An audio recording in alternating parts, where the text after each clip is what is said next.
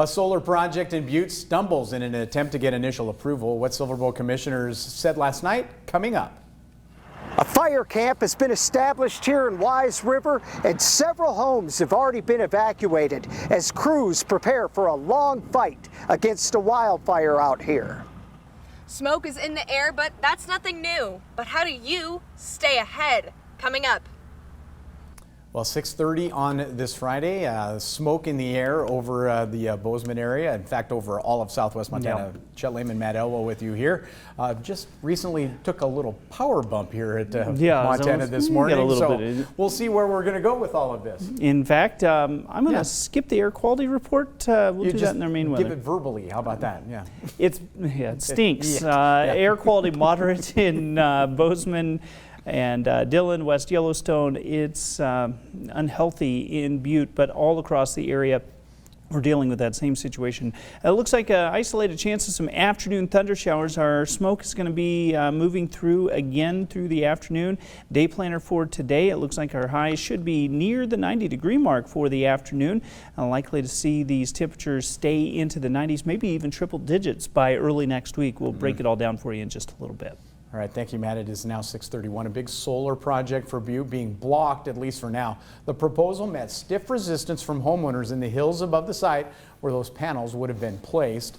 In a unanimous decision, Butte Silver Bow Zoning Board rejected that proposal last night. It's known as the Basin Creek Solar Project. With regard to the special use permit application 21-7, all 5 votes are against the motion for approval. That means that the application has been denied. With regard to the variance application 21-6, again, all 5 votes were against the motion, which means that the application has been denied. Now we're told a representative of the project assured that an appeal to that decision would be taken to the district court. Well, dozens of homes are now vacant in the Wise River area as the Alder Creek wildfire continues to grow in dry and windy conditions. The latest update shows 2,500 acres involved in that. MTN's John Amy visited fire camp being set up in Wise River, where crews are preparing for a long, hard fight. Firefighters are dealing with red flag conditions, meaning low humidity and increased winds, making it tough for crews to fight the 2 wildfires burning in Wise River and in Wisdom.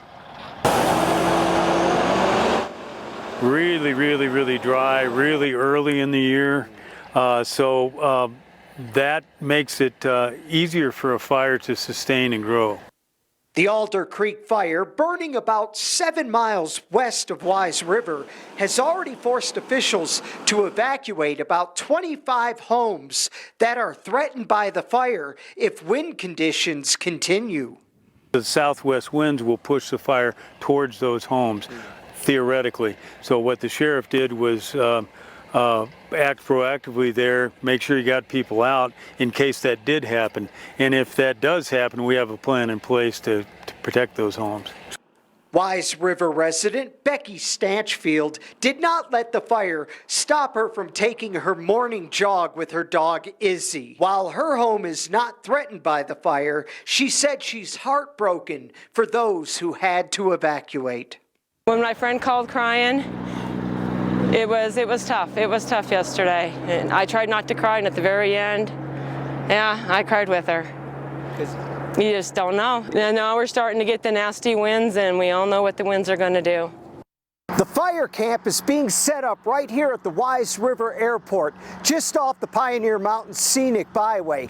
This is going to be the headquarters for the team that's fighting the Alder Creek fire, burning just a few miles west of here. It's something we're real familiar with. We've been out west fighting fire, type 1 fires for years and years and years. So we have the confidence that we're going to be successful, and the resources that we have and that we're ordering in will help us to achieve that. And while firefighters are confident they're going to be successful in this fight, they admit it's going to be a long one. In Wise River, John Amy, MTN News. And not all that far from there, the Trail Creek fire now listed at 9,500 acres. That's just west of Wisdom. That fire expected to grow in all directions because of heavy fuels and beetle kill trees. In the next 1 to 3 days, fire officials expect that fire will threaten homes and continue to affect travel along Highway 43. Also updated numbers from the Goose Fire south of Ennis. That blaze now 4,700 acres and continuing to grow. More resources arrived to fight that fire yesterday. Wind pushing that fire forward. Low humidity yesterday listed at just 12% on that scene. Smoke from the fire causing low visibility, which actually grounded air operations yesterday. Several campgrounds, forest areas are closed near Cliff Lake. You can find out on our website where that is. That fire was lightning caused back on July 1st. Well, early this morning, a fire started in the hills just south of Helena. MTN's Sam Hoyle was on the scene with firefighters to get a look at the scope of that fire. Shortly after 5 a.m. on Thursday morning, DNRC was notified of a fire in the South Hills on Grizzly Gulch, just south of Helena. And when firefighters responded to the scene, it wasn't just one fire, but rather multiple fires. It's a little suspicious, so we are doing an investigation into what caused it. We will work with our partners, the local sheriff's department, Lewis and Clark County Sheriffs, and the Forest Service to work together to come up with what caused the fire.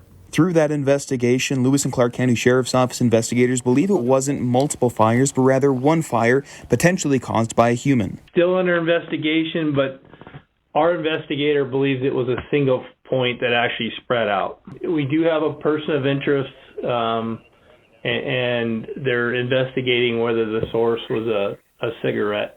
The latest DNRC information released from the fire shows it is approximately 35% contained. Reporting from Grizzly Gulch, Sam Hoyle, MTN News.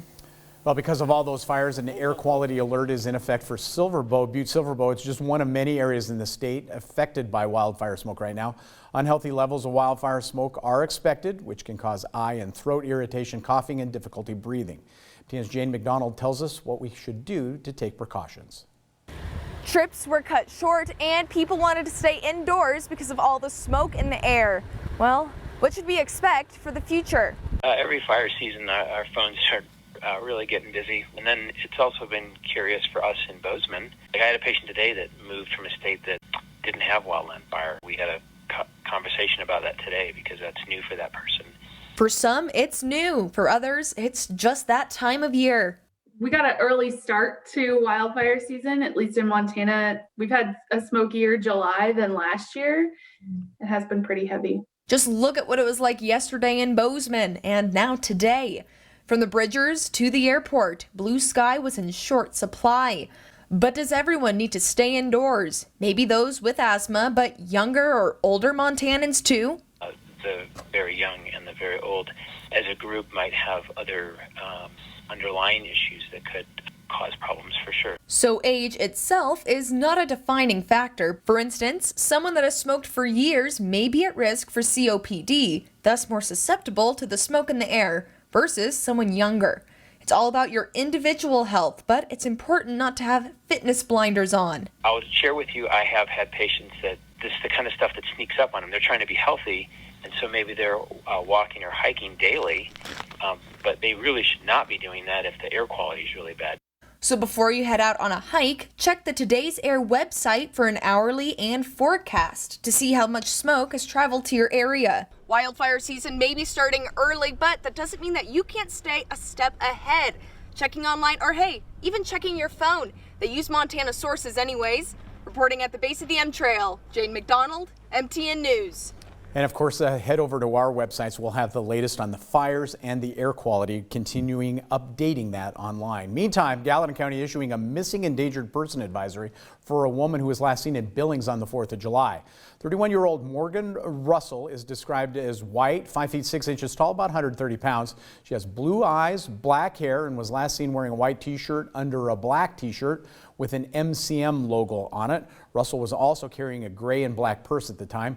Sheriff's Office says she has not kept scheduled appointments or contacted family, and there is concern for her well-being. Anyone with information about Russell is asked to contact 911. It is 6:39 now. We're going to take a quick break. When we come back, RSV. It's an illness that strikes young children, usually in winter, but now it's surging in the summertime. What parents need to know coming up. But first, here's Anthony Mason with a look at what's coming up at 7 o'clock on CBS This Morning. Good morning. Ahead on CBS this morning, the U.S. Surgeon General will join us to discuss his new warning that false information about COVID is a growing threat to public health and why he says it's actually costing lives. Also, major retailers are pulling some popular sunscreen products from their shelves. We'll tell you which ones to avoid and how to stay safe from the sun. And Chance the Rapper is now Chance the Producer. The Grammy Award winner will be here to share the story behind his new and first concert film. All coming up when we see you at 7.